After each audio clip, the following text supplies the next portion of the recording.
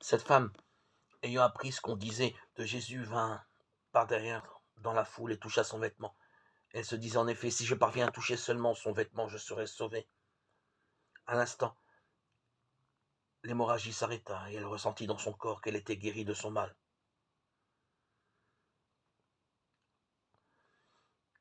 Comme il parlait encore, des gens arrivent de la maison de Jaïr, le chef de synagogue, pour dire à celui-ci, ta fille vient de mourir.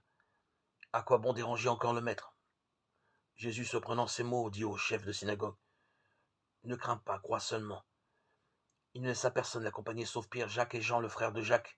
Ils arrivent à la maison du chef de synagogue. Jésus voit l'agitation et des gens qui pleurent et poussent de grands cris. Il entre et leur dit, pourquoi cette agitation et ces pleurs? L'enfant n'est pas morte, elle dort. Mais on se moquait de lui. Alors il met tout le monde dehors, prend avec lui le père et la mère de l'enfant et ceux qui étaient avec lui.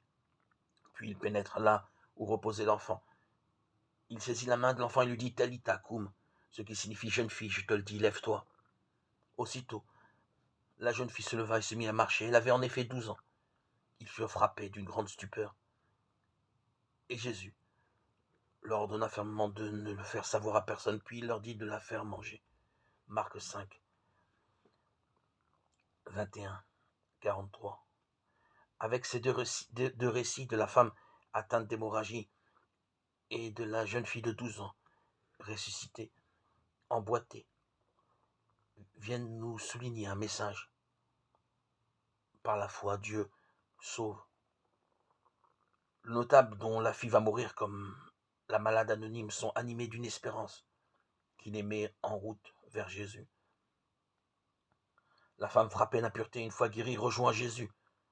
Traversant les moqueries et la fatalité, Jésus appelle la fillette qui se lève aussitôt. Ses parents la reçoivent comme don de Dieu. Jésus ouvre l'accès de Dieu au cœur